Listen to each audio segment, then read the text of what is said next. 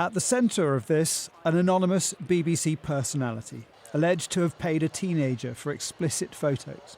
But now a twist. A lawyer representing the young person says it's not true. In a letter to the BBC, it states, "For the avoidance of doubt, nothing inappropriate or unlawful has taken place between our client and the BBC personality, and the allegations reported in the Sun newspaper are rubbish." I had been surprised all along that the Sun never showed any paper evidence, shall we say, no paper trails such as a bank statement to support their allegations. But they are, if you like, as you said, standing by their journalism. And this is actually a pretty big moment for British tabloid journalism as much as it is for the BBC. A spokesperson for The Sun said, "We have reported a story about two very concerned parents who made a complaint to the BBC about the behaviour of a presenter and the welfare of their child. Their complaint was not acted upon by the BBC. We've seen evidence that supports their concerns. It's now for the BBC to properly investigate."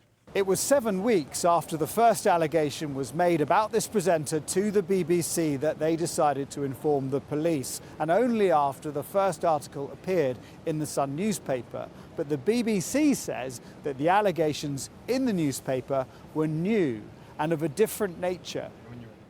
And following a virtual meeting between the police and the BBC, the Met Police said there was no investigation at this time. They were still seeking evidence that a crime had been committed.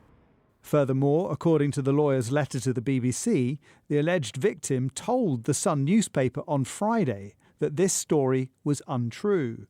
And that's led to calls for the tabloid to produce its evidence. If you're talking about ruining reputations and lives, and look at all the other abuse the other presenters have had, surely there has to be more facts and evidence, because what's gone on in the last few days is truly terrible and not fair. The Sun's article and anonymity of the BBC personality sent rumours swirling on Twitter as people posted their own libellous theories on who the mystery presenter was.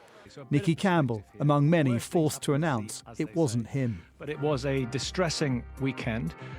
I can't deny it, for me and others falsely named. Today, I'm having further conversations with the police in terms of malicious communication and with lawyers in terms of defamation. Jeremy Vine, another. We know that the person has been suspended, so by virtue of talking into this microphone, I can't believe I'm even having to say this, it can't be me. This process of elimination by on-air appearance only shortens a fairly short list of people it could be, and there's still pressure on the BBC.